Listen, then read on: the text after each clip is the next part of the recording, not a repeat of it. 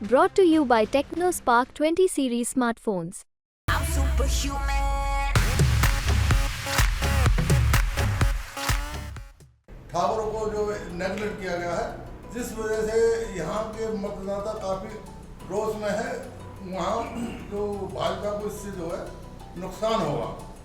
और जो डॉली शर्मा के पक्ष में जो मुस्लिम भाई क्षेत्र है वो वोट अधिक पोल कर रहा है, इससे भाजपा को नुकसान है। इस बार भी भाजपा की स्थिति खराब दिखाई दे रही है।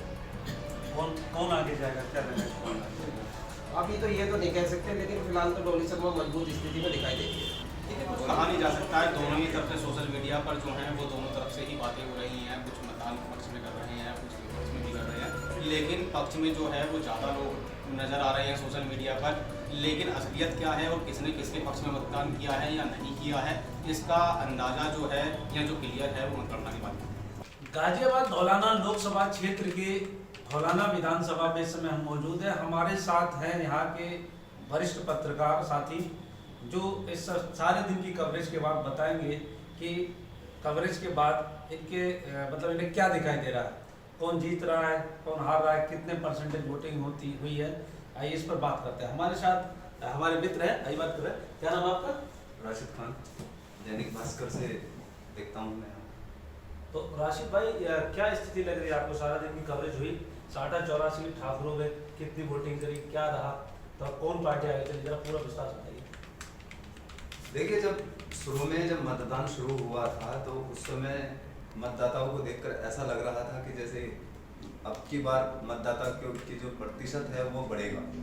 लेकिन धीरे धीरे जैसे जैसे समय गुजरता गया, मतदाता कम होते चले गए और ज़्यादातर बूथ जो हमने कवरेज किए गए 2-4 जगह, तो हमने देखा कि वहाँ पर ना तो मतदाता दिखाई दिए, ना लोगों में कुछ इतना खास दिखाई दिया, और उसी की वजह से ही प्रतिशत जो है वो अब की बार बहुत कम हुआ। और क्या लग रहा है, कौन सी पार्टी आगे जा रही है? देखिए, अभी ये कहना संभव नहीं है, क्योंकि ये जो है ये बीजेपी का गढ़ माना जाता है धौलाना विधानसभा क्षेत्र, और पिछली बार के मुकाबले इस बार भी इस प्रत्याशी से बड़ी उम्मीदें लगाई जा रही है कि ये जीतेगा। लेकिन क्षेत्रीय समाज का जिस तरीके से विरोध देखने को मिला और आज प्रतिशत जो मतदान का जो प्रतिशत है वो घटा है, तो उससे कहीं ना कहीं ऐसा लगता है कि धौलाना विधानसभा क्षेत्र से बीजेपी को नुकसान हो सकता है। हमारे साथ हमारे मित्र हैं राजेंद्र राठी जी। राठी जी, क्या स्थिति लग रही है आपको? कौन पार्टी आगे लग रही है? क्या मतदान का परसेंटेज कितना गया? भैया, कुल मिला के बात यह है कि यहाँ पे जो पीछे 84 की मीटिंग हुई थी, तो लोगों में जो उनकी भावना है उनकी ये है कि ठाकुरों को जो नेगलेक्ट किया गया है, जिस वजह से यहाँ के मतदाता काफ़ी रोष में है। वहाँ जो भाजपा को इससे जो है नुकसान होगा। और जो डॉली शर्मा के पक्ष में जो मुस्लिम भाई क्षेत्र है वो वोट अधिक पोल कर रहा है, इससे भाजपा को नुकसान होगा।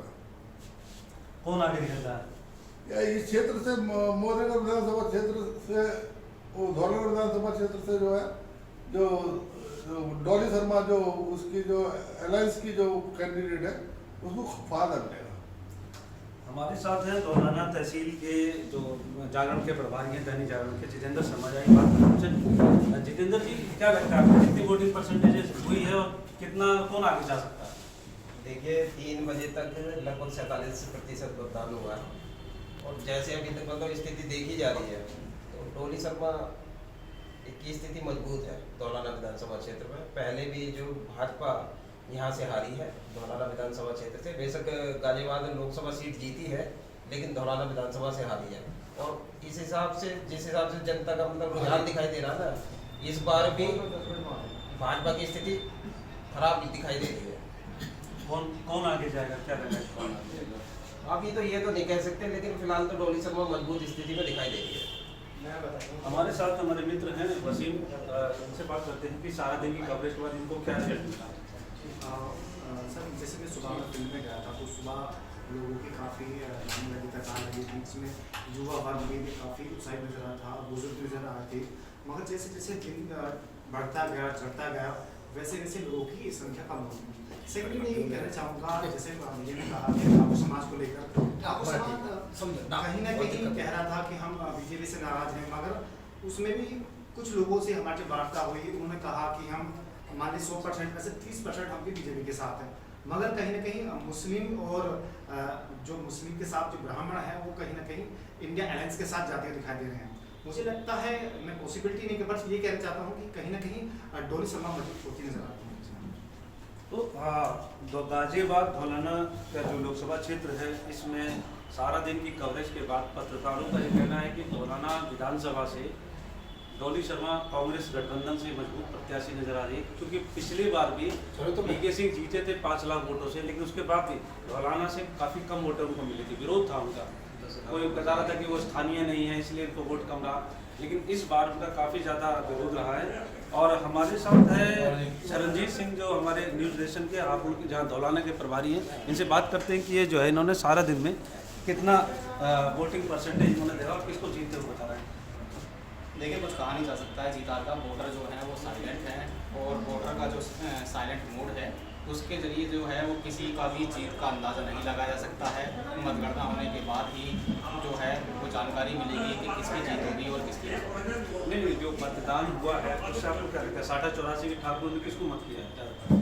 देखिए, कुछ कहा नहीं जा सकता है। दोनों ही तरफ से सोशल मीडिया पर जो हैं वो दोनों तरफ से ही बातें हो रही हैं। कुछ मतदान पक्ष में कर रहे हैं, कुछ विपक्ष में भी कर रहे हैं, लेकिन पक्ष में जो है वो ज़्यादा लोग नज़र आ रहे हैं सोशल मीडिया पर। लेकिन असलियत क्या है और किसने किसके पक्ष में मतदान किया है या नहीं किया है, इसका अंदाज़ा जो है या जो क्लियर है वो मतगणना के बाद। देखिए, ज़्यादातर वोटर जो है इस समय साइलेंट हैं, तो ज़्यादा क्लियर बोल नहीं रहे, वोट करके आ रहे हैं, किसको करके आ रहे हैं खुल के नहीं बोल रहे हैं। लेकिन मतदान का जो परसेंटेज है पिछली बार से भी काफ़ी कम हुआ है। देवेंद्र कुमार शर्मा, हापुड़, यूपी तक।